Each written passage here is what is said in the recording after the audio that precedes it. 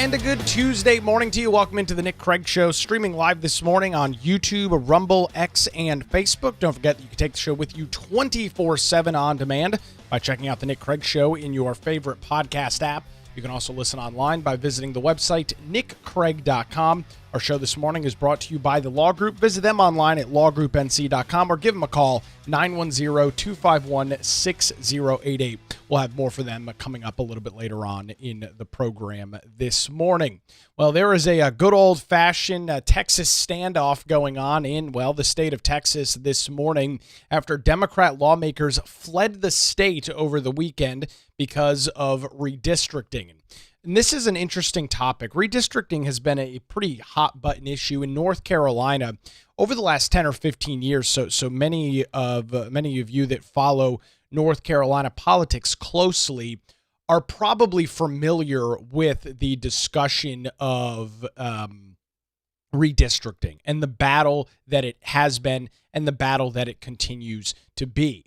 And so what you've got going on in the state of Texas in response to Illinois and Democrats in the state of Illinois that have drawn Republicans out of seats, Texas said, okay, well, I guess we'll do the same thing. Illinois wants to draw 3 or 4 Democrats, 3 or 4 Republicans out of the United States House. We'll make up the numbers. We'll draw a bunch of Democrats out of the state of Texas. And this comes all back to a discussion of essentially mutual destruction, which is what this stuff leads to. And it comes back to the age-old topic of Democrats always willing to change the rules of the game when it benefits them. And that was the premise of my morning line email this morning. Democrats are always willing to change the rules. When they are in positions of power, they will change the rules to benefit themselves, which inherently, if I was a Democrat, I wouldn't have a problem with. Where this turns into an issue is when Democrats are no longer in the position of power. They get upset, they get frustrated that Republicans want to play by the same rules. And we see this all over the place. You see it at local levels, you see it at statewide levels, and you absolutely see it at the federal level. It's something that is very consistent with the Democrat Party, this constant moving of the goalposts, changing the rules of the game to benefit themselves, then getting very upset, very distraught, talking about the end of democracy when Republicans play by those same rules. And this comes down to you can't have it both ways. If you want to be the party of the moral high ground and you want to be the party that is fighting for the American people and fighting for the democracy, you can't change the rules to benefit you. That's not how this works. And if you want to do that, again, I'm fine with it. But then you can't then flip the coin over and say, but these guys, because they're not in my same political party, these guys who I ideologically disagree with aren't allowed to play by the same rules. You can't have it both ways. If you're willing to change the rules, then you have to be willing to live with the consequences when you are not in power. And we see this, especially at the federal level, a lot. It comes back, and what does it end up doing? Well, it bites the Democrats in the ass over and over again. And so now you've got this situation unfolding in Texas where the Texas legislature said, we're not going to lose the Republicans are not going to lose the House of Representatives due to partisan gerrymandered maps. So we're going to redraw our maps and draw Democrats out of their districts. That was the response. So what you've got going on this morning is Texas Governor Greg Abbott, who is a Republican, has ordered the arrest of what he calls delinquent House Democrats after legislators, I should say, failed to return to the Texas Capitol as they were ordered to on Sunday. The governor ordered the Texas Department of Public Safety to, quote, locate, arrest, and return to the House chamber any members who abandon their duties in Texas. The governor went on by saying Texas Democrats abandoned their duty to Texas by fleeing the state. Texas House Democrats are holding hostage critical legislation to aid flood victims and advance property tax relief. There are consequences for dereliction of duty. The Texas governor was on Fox News a couple of different times yesterday talking about this. the first clip here, he was on with Dana Bash and Bill Hemmer yesterday morning. Let's take a listen to this. Governor Greg Abbott joins us now. Thank you so much. Can you tell us from your perspective, what is the issue? Why did they leave? So they're leaving, and they've left because they're very un-Texan. Texans don't run from a fight, and there's a fight going on in the legislature right now about redistricting as well as other things. But I'll make two quick points, Dana, about this. For one, to run to states like New York and Illinois to protest redistricting is kind of like running to Wisconsin to protest cheese. It's just kind of outrageous. Those are New York and Illinois are two hallmark states that have already done redistricting to eliminate Republicans. But the second thing is far more serious, and that is what these Democrats have done. Just a small fraction of them were needed to break a quorum, and that small fraction is holding hostage legislation in the state of Texas where we will be able to provide assistance and reform for all of the victims of that horrific flooding that we've had in the state of Texas. Our fellow Texans are being let down and not getting the flood relief they need because these Democrats have absconded from the responsibility, and I believe they have forfeited their seats in the state legislature because they're not doing the job they were elected to do. And so you hear there the discussion, yes, over redistricting, but then other issues that the Texas legislature is currently dealing with. Of course, that horrific flood back in the month of July causing big-time issues in the state of Texas, killing an unimaginable amount of young individuals at that Christian summer camp, a horrific situation unfolding there. And, you know, for Democrats who always talk about, oh, we're in the fight, we're holding the line, we're standing our ground. Well, they're not standing ground on anything. And I do love what the Texas governor says about, it's pretty ironic that these individuals are fleeing to Illinois and New York, two states that are the textbook definitions, the textbooks examples of gerrymandered maps that favor Democrats. And the reality of this is very simple. When you are the party in charge, you are allowed to govern. Plain and simple. If Democrats in Illinois who control the legislature want to redraw maps to favor Democrats, then they're allowed to do that. They're the party in charge. I don't like the idea of gerrymandering maps to fit your political party, but if you're the party in charge and it's not illegal to do so, well, then you have the right. But then at the same time, I also feel the same way about Republicans when they're in charge, and they in fact are in the Texas legislature. And so if the Texas legislature wants to respond to what's going on in Illinois and redraw the maps to favor Republicans, then I also have to be okay with that. And that's what this comes down to. If you are okay with Democrats doing this, if you are okay with the state of Illinois redrawing their maps, re-gerrymandering or reconstituting their congressional maps, gerrymandering those to benefit Democrats, which is exactly what they've done. If you don't believe me, just take a look at their congressional maps. They're completely absurd. You've got maps that go from all the way from St. Louis to almost Indiana. I mean, that's not an actual congressional district. I mean, look at these maps. These are absolutely drawn in a way to benefit Democrats. And as I am saying, and I will continue to say, if this is how Democrats in Illinois want to operate and it's not against the law, it's not illegal, they have the right to do so. But then they have to be okay when Republicans in other states say, okay, hold my beer. This is what we're going to do with our maps, which is exactly what the Texas legislature has done. That's exactly what the Texas legislature did in response. They said, all right, that's fine. You want to redraw your maps to favor a bunch of Democrats? Well, then we're going to redraw our maps to favor Republicans. And that's exactly what they did. The Democrats want to scream and screech from some sort of moral high ground that they are the victim of partisan politics, that they are the victim of partisan gerrymandering. Give me a freaking break. Give me a break. You want to change the rules. You want to move the goalposts. You want to benefit your own political party.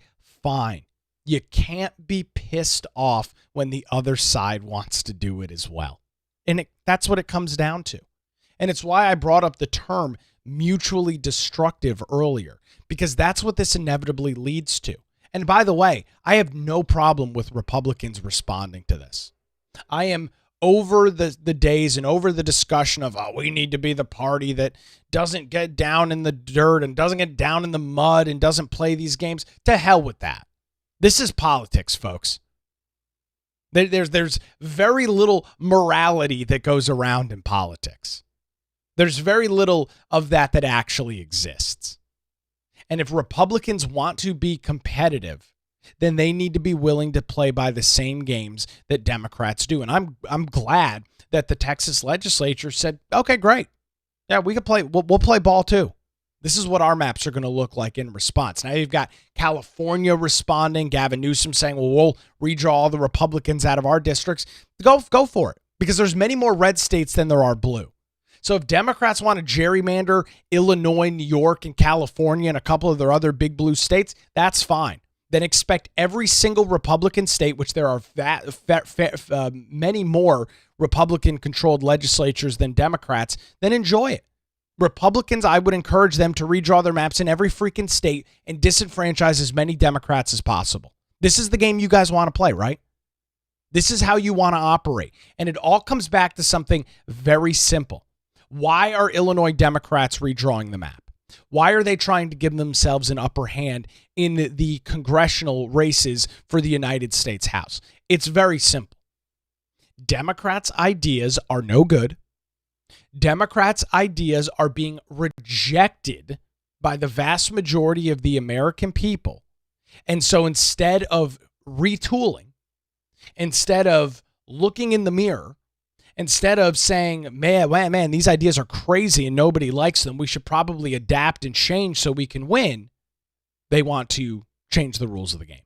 They want to redraw the map so that they have a better likelihood, better chance of winning majorities in the United States House coming up next year. They're not going to be able to win in the Senate. The Democrats would need to flip 4 Senate seats currently held by Republicans and hold on to their vulnerable seats in this election cycle in 2026. So regardless of what happens here in North Carolina, Republicans will continue to hold the Senate. The math on that, the likelihood of that is incredibly, incredibly low. The House, on the other hand, well, that's a different story.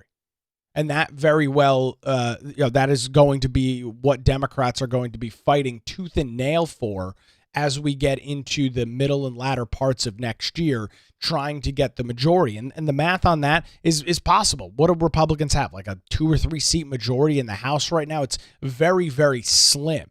So if Illinois Democrats can redraw the districts, if Illinois Democrats can disenfranchise a couple of Republican congressional representatives, then their math becomes seemingly a little bit easier to do. But you have to take a couple of steps back from this and say, why are Democrats not competitive? Why is their solution to not winning elections redrawing maps? Why is their solution not figuring out what is making us so unpopular? Why is their solution getting off of the wrong side of 80-20 issues constantly and convincing the voting bloc in whatever state, convincing the American people that we are truly the party that has the best ideas? And it seems, I guess, obvious for me to say this morning, and I feel pretty confident saying it, that Democrats are unwilling to do that. That Democrats are unwilling to say, our ideas suck, our ideas are unpopular, the American people reject them, and we're going to change. They're seemingly unwilling to do it. Now, there's still time for that to happen, right? The election is not until November of next year. So there is time for them to do some more self-reflection, change some of their platforms, and figure out how to win over the majority of the American voting base. There is still time. But as literally every day passes, that runway gets shorter and shorter. It's not too dissimilar from the presidential election that we saw last year. Kamala Harris in the, whatever it was, 107 days that she was in the race, really failed to define herself, really failed to define any substantial issues and things that she was actually going to do. And the end result was that the American people overwhelmingly decided that they'd rather have Donald Trump in the Oval Office than her. They won him 7 swing states. He won the popular vote for the first time in over 20 years for a Republican candidate. And Republicans also picked up the majorities in the United States Senate, giving them power of both chambers of Congress and the executive branch. That doesn't happen by accident. That is not throwing that's not just flipping a coin and winning an election. No. I mean, that came from Republicans setting the stage, defining the issues, and convincing the American people that their policies, their platform, their ideas were better than the left's. And I would argue they did a pretty damn good job of doing that. The example, case in point, the election results last November. I would argue that Republicans were very successful in that.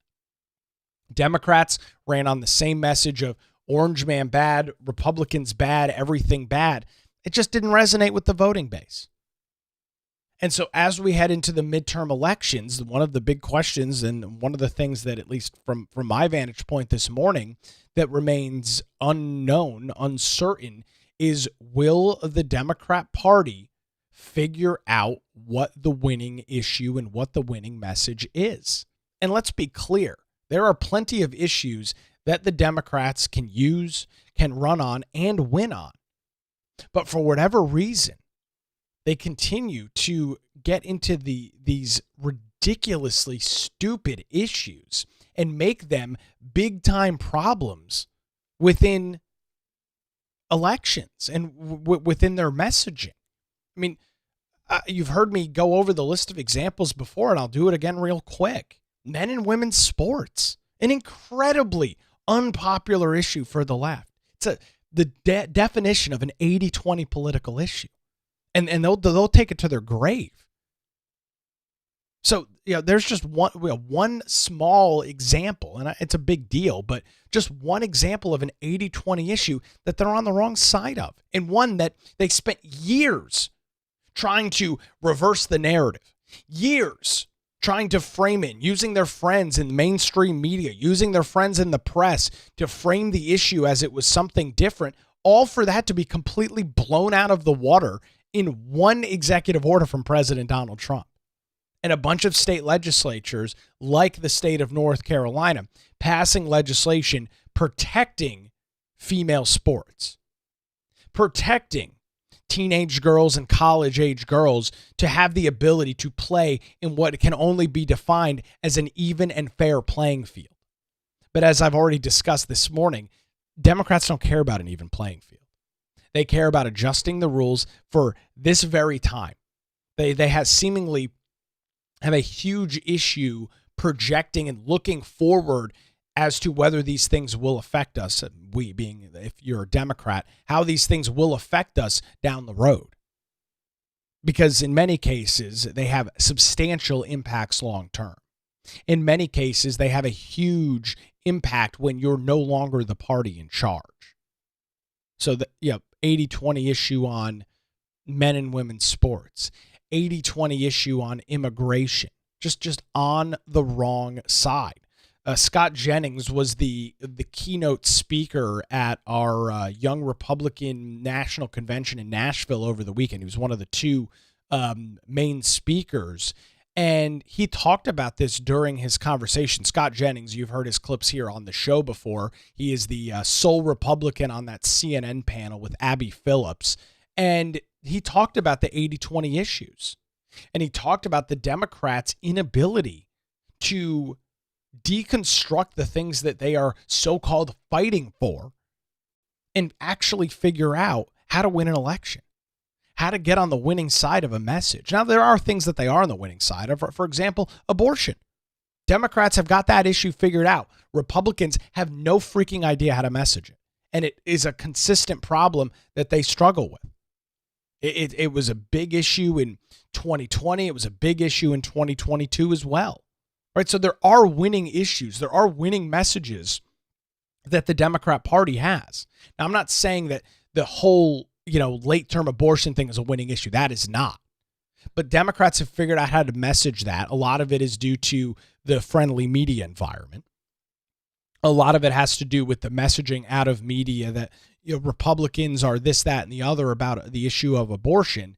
And they've been very successful in that. But they've seemingly abandoned that and are now in favor of an Iranian-backed terror group known as Hamas operating in the Gaza Strip. Right? That is one of their main party principles right now. They've got their acolytes out on college campuses and in major cities across the United States waving the flag of a terrorist organization. They're holding protests in cities across the United States against immigration and customs enforcement, another 80-20 issue that the Democrats are on the wrong side of, holding up and waving foreign flags on American streets and burning cars. But again, the idea that that is a successful narrative, the idea that that is a successful political stance that you can nationalize and then campaign on is absurd. You've got people, I saw this clip on X yesterday. I don't think I bookmarked it, of some Democrat representative. I think she was from California. She was in Guatemala over the weekend. She's I don't know if she's originally from Guatemala, but she's got a Guatemalan heritage. And she said, "I'm Guatemalan first, American second."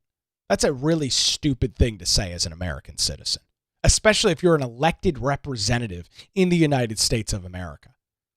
You should be disqualified from your job with that stance. How can you be fighting for for the people that you represent, the residents of your state or your community, when you're telling a foreign entity that you don't have America's best interests in mind? If that's the case, then get the hell out. If you don't have America's best interests in mind, we don't want you here. Go to whatever state, go to whatever country, go play on the Gaza Strip if you believe that that's the most important thing in the world, but don't make it my problem. It's just insane how Democrats repeat this same thing over and over again and expect a different result. It's the literal definition of insanity.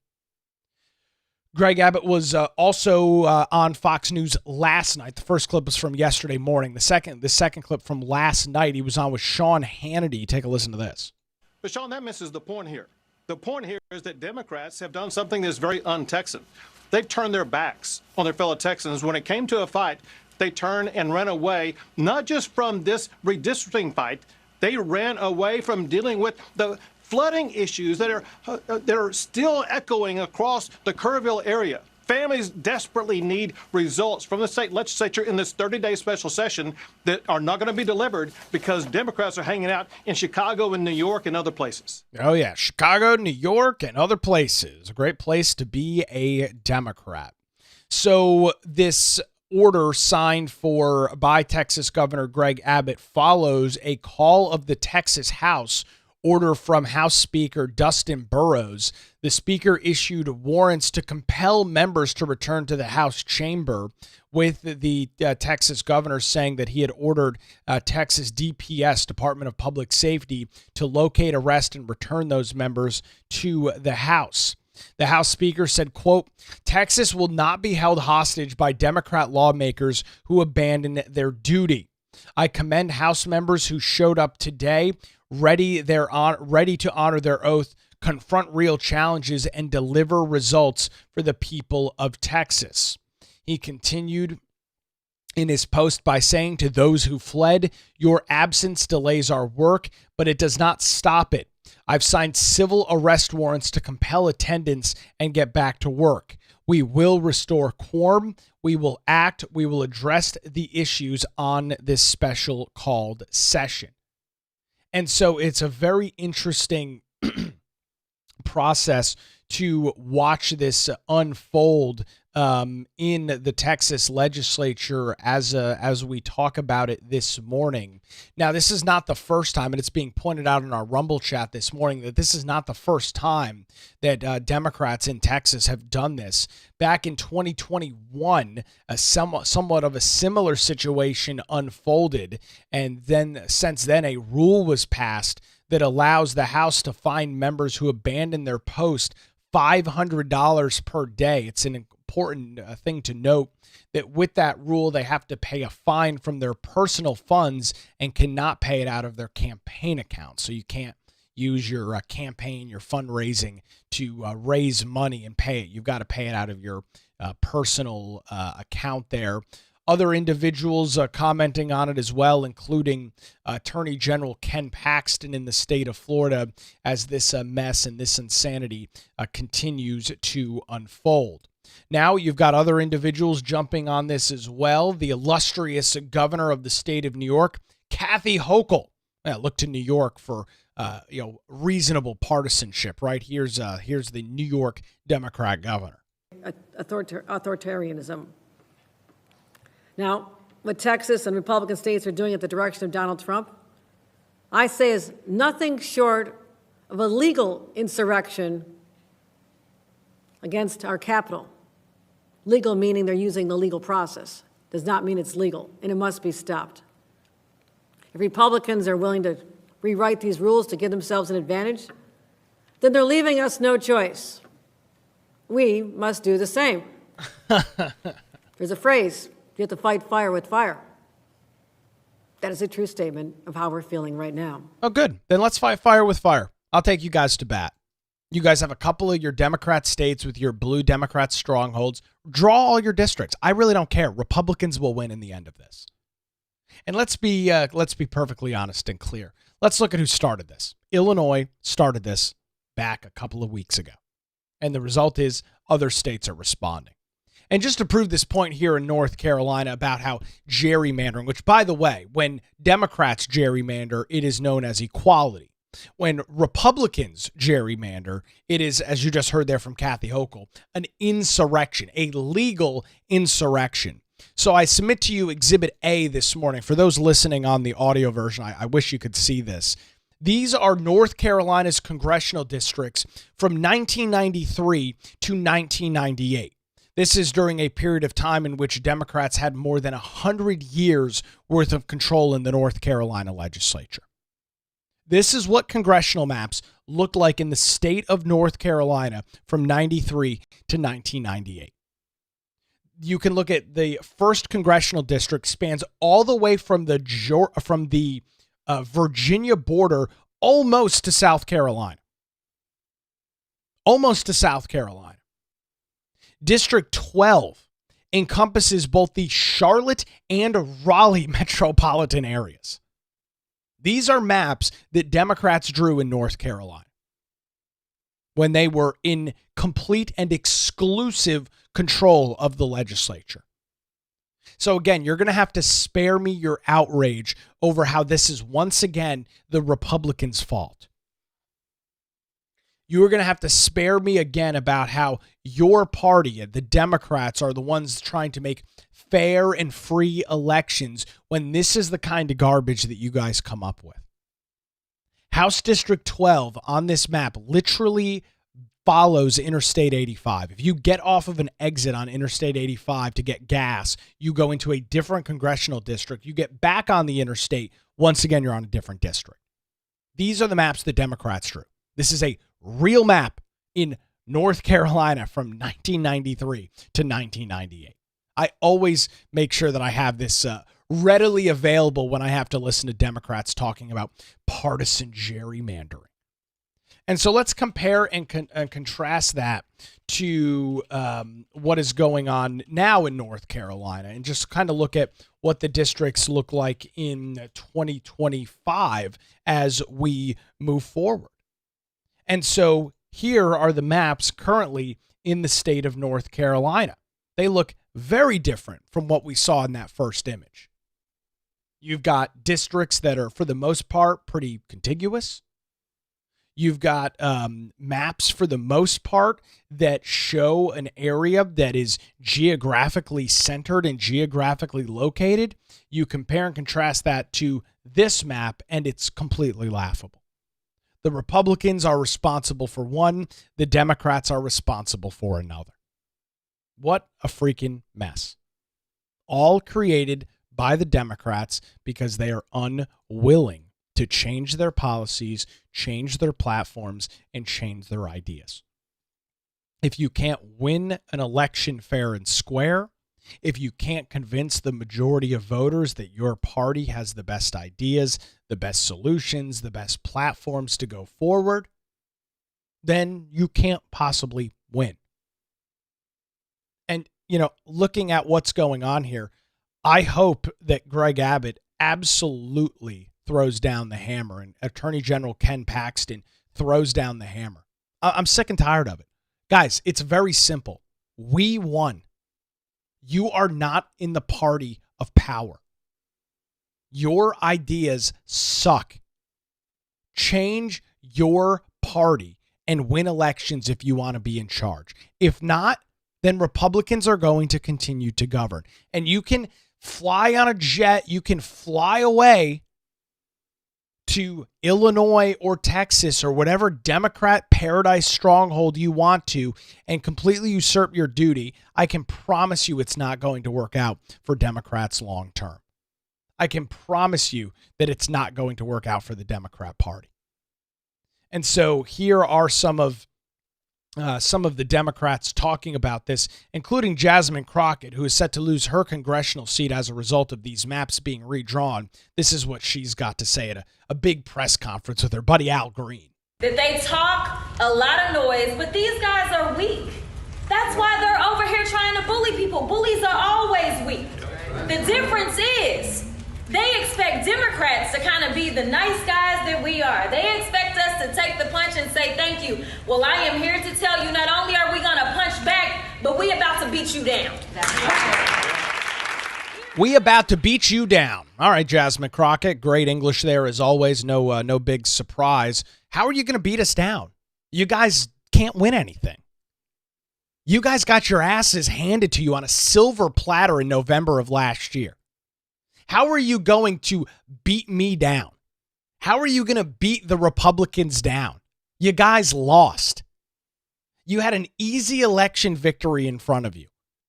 You completely botched it by first running a geriatric who was in the Oval Office as Joe Biden, allowed him to run a campaign all the way until July. Then you substituted him out with an incredibly unpopular vice president in Kamala Harris without having a real primary. Then you proceeded to lose the Oval Office, lose the majority in the Senate, and allow Republicans to continue to hold a majority in the House. So I can promise you that I'm not shaking my boots this morning over Jasmine Crockett's punching back and beating me down. Sure as hell ain't going to happen. You guys have no power. You are getting steamrolled by the Republicans right now, as you should be. Your party has gone way off the deep end. Your party has decided to abandon all sense of reality and normalcy. And now you're dealing with the results of it. It's a mess. And so here's Hakeem Jeffries talking about this situation as well. Clear to the people of Texas what's taking place. Because it's unacceptable, unconscionable, and un-American. And as elected officials, we have that responsibility. That's not something we can just brush aside. There are 50 states in America. I'm here in Texas for a reason. Because these legislators are standing up. These members of Congress are standing up and communicating to the people of Texas what's occurring right now in the middle of the summer at a special session. And we will make clear that we're going to do everything possible to support the Texas legislators as they consider the best ways to push back. It's an all-hands-on-deck moment, and all options should be on the table to protect the people of Texas. But Texas Democrats are going to be the ones to decide that. We will fight them politically. We will fight them governmentally. We will fight them in court. We will fight them in terms of winning the hearts and minds of the people of Texas and beyond. Not true. The Texas Democrats are going to show up and stand up and speak up for what's right for the people of Texas. And they're showing courage and conviction and character in doing that. And we'll see what happens over the next few days, over the next few weeks. But the one thing I know is clear, that Texas Democrats are fighting for the people. Ah, yes, the old adage, Democrats are the ones fighting for you and I. Mm-hmm. Yep, definitely. That played out real well for you guys in November, right? Fighting for the little man, fighting for the middle class as you import tens of millions of people into the United States of America illegally, as you drain the United States bank's accounts to fund foreign wars. Fighting for the little guy, right? Absolutely. This trick and pony show being rolled out here by Hakeem Jeffries and the rest of these Democrats is laughable. We're going to win the hearts and minds of the American people. Says how? How do you plan on doing that? With fighting for trans rights and allowing 13-year-old girls to be beaten down in high school sports by a biological male? That's how you're fighting and winning the hearts and minds of the American people? You're going to show up? You're sure as hell ain't showing up right now. You guys are in Illinois and New York, by the way, paid for on private jets. Right? You got AOC and Bernie Sanders flying around the United States on Gulfstreams talking about fighting the oligarchy, fighting for the middle-class Americans. Bernie Sanders in his 4 beach houses that he owns. Fighting for the little guy, right? Fighting for the American people. Fighting for middle class. Could not be further from reality. Democrats have lost the message. Democrats have lost the agenda and they've lost the narrative. He says that they're going to win. He says that Hakeem Jeffries saying they're going to do it. They're going to turn the corner. I don't believe it. Because it comes back to an issue that this party, the Democrat Party, continues to face, which is the fractured ideas. These fringe movements, these fringe ideologies within the Democrat Party that they have to appease to. Whether it's Black Lives Matter, whether it's Antifa, whether it's the pro-Hamas crowd, the LGBTQIAP plus crowd, all of these crowds that they have to try and appease to keep their voters in line. They have created this monster, and it is now coming back and biting them pretty substantially. So, Hakeem Jeffries, yeah, I mean, I'll give him that. Good speech, sure. But it's wrong. It's completely impractical for the Democrat Party to deal with. And it's the same old line all over again. Protecting the democracy. Protecting the American people. So, going back to what Kathy Hochul said, go for it, guys. Redraw New York, redraw California, redraw Illinois, redraw a couple of the other states that you've got exclusive control over to give yourself seats. Republican states will respond and will be successful. So have at it. If that's the way that you want to play the game, absolutely. Be my guest. How did all of this start? It started earlier this year with Illinois and these congressional maps that they drew. Now, these maps, which obviously are gerrymandered to favor Democrats and remove Republicans from office. These maps are not threats to democracy. These are protecting the American people. Yet, if we look at Texas's map, this map is a threat to democracy. This map is a threat to the United States of America. Great job, guys. Really killing it with everything going on out there. Good luck. I look forward to Democrats from the state of Texas being rounded up by DPS and literally being hauled in handcuffs into the Texas legislature and being required to vote. At the end of the day, it's their job. They're lawmakers. And if you're called to be back in the state, the city, the town that you represent, if you're a lawmaker, you need to show up and do your job. If not, resign your position and allow somebody to be appointed. It's really not all that complicated. But again, this so-called moral fight that Democrats believe that they're having is nothing more than gaslighting from the Democrat Party. So we'll keep our eye on the great state of Texas and see what continues to go on over there. When legal challenges arise, make sure you put your trust in the law group right here in Wilmington. Since 2003, for more than 20 years, their experienced attorneys have provided high-quality, affordable legal services across the eastern half of our state. Whether you're facing a divorce, navigating real estate transactions, Or maybe you're in a position where you need a strong defense. The Law Group has your back. Their dedicated team ensures your questions are answered and issues are resolved promptly. Great news, they're located in downtown Wilmington and just a free phone call away at 910-251-6088, or you can visit them online at lawgroupnc.com. Give them a call, 910-251-6088, or their website, lawgroupnc.com. The Law Group, experience and dedication you can rely on. We appreciate the Law Group and their continued support of the Nick Craig Show. They support us, and we encourage you to support them for any legal needs across the state of the eastern half of North Carolina. Reach out to the Law Group, 910-251-6088.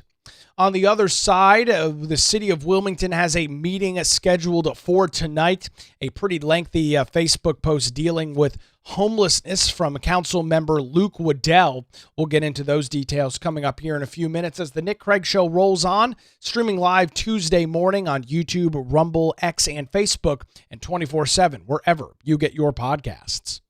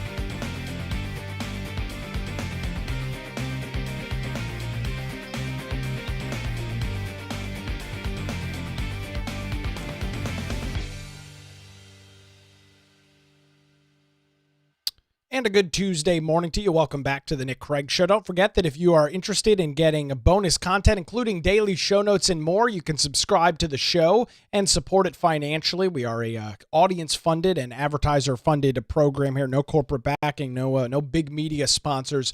Patreon.com/Nick Craig, $5, $10 a month to get access to the daily show notes and our monthly hangout. We had one last week. Phenomenal discussion and conversation. Great to catch up with everybody. We'll do it again here in a couple of weeks towards the end of August. That is available over at patreon.com/Nick Craig.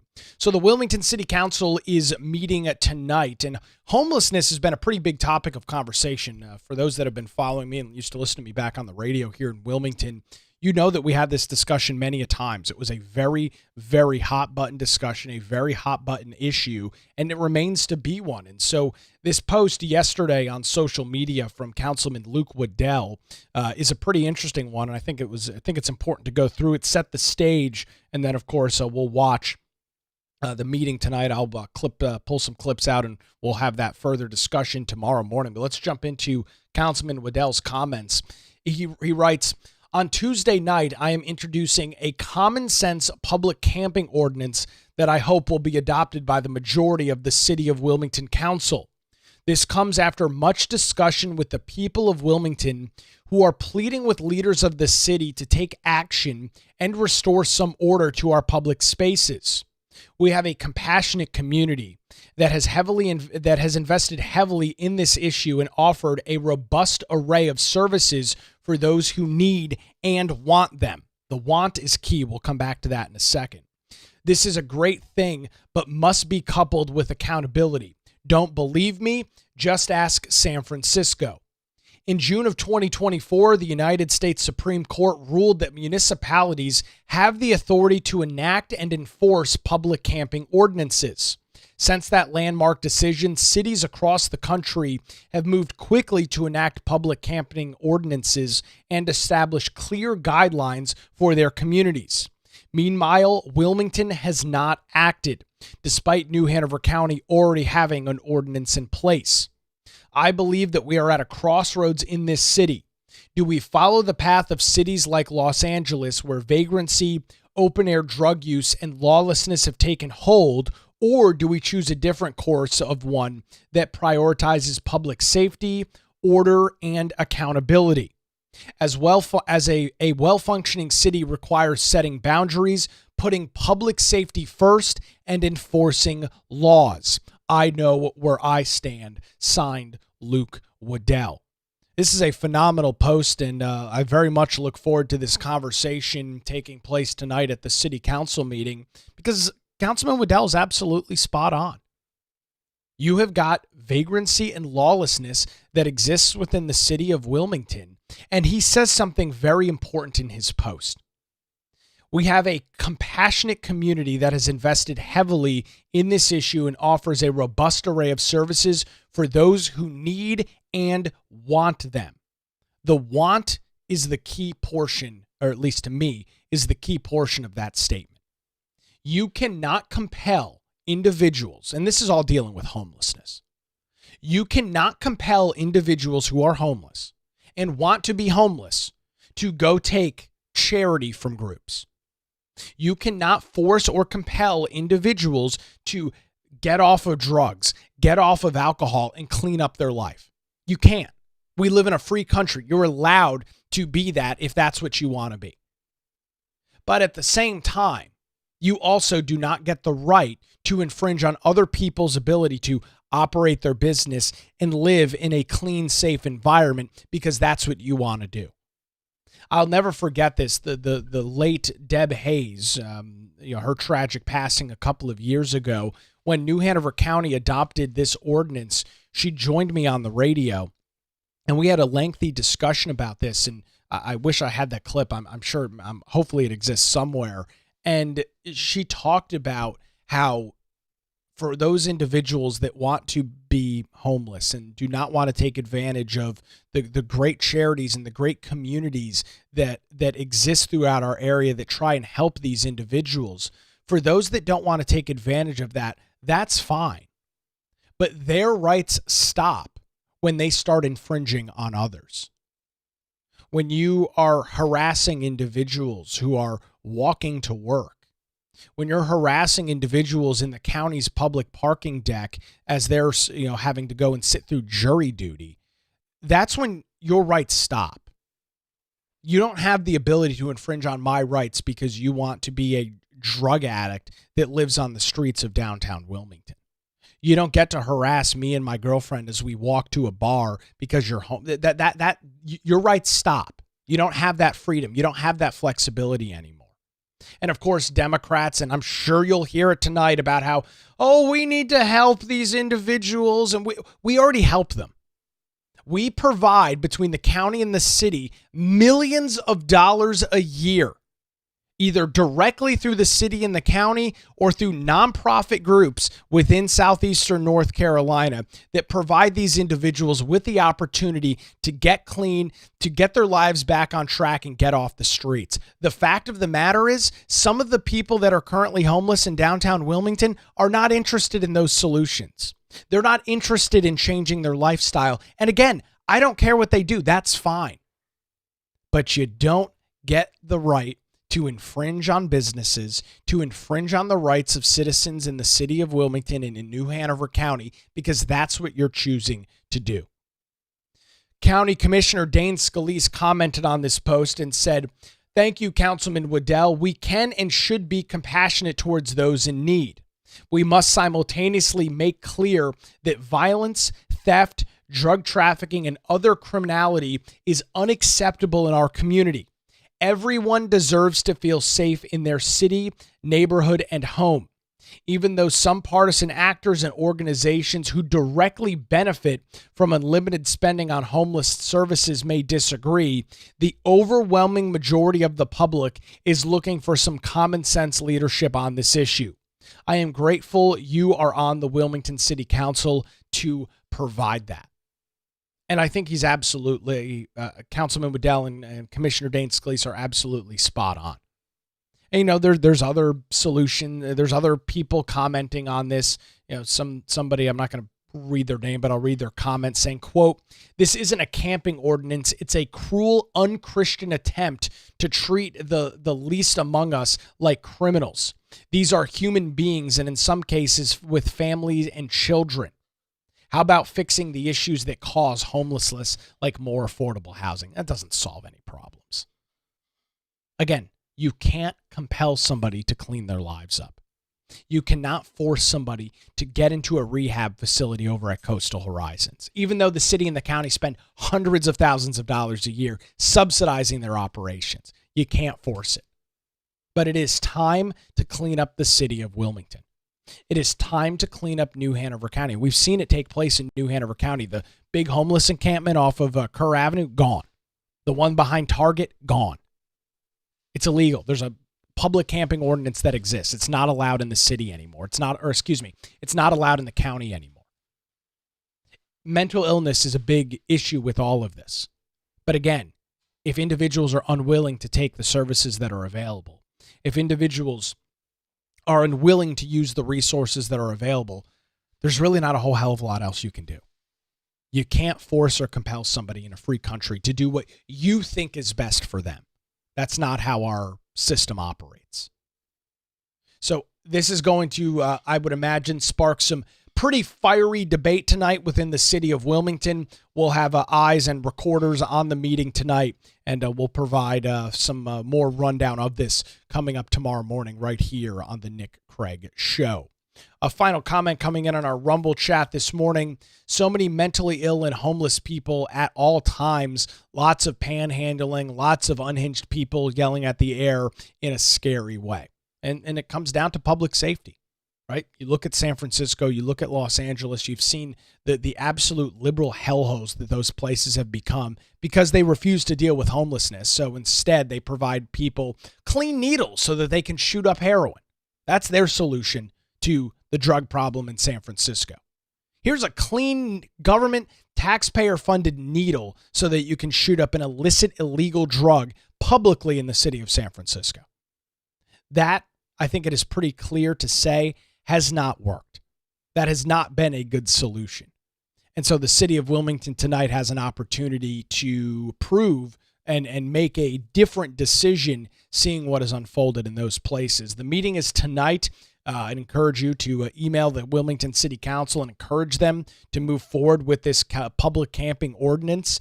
Make sure your voice is heard. You can find all the contact information on the City of Wilmington website. I'll also put it in the show notes over at patreon.com/Nick Craig. So it'll be an interesting meeting. I'm sure lots of comments from bleeding heart liberals on the City Council. We'll track it right here. Thanks to the Law Group for their continued support. Visit them online at lawgroupnc.com or give them a call at 910-251-6088. That's going to do it for a Tuesday edition of the Nick Craig Show. We're back with you tomorrow morning right here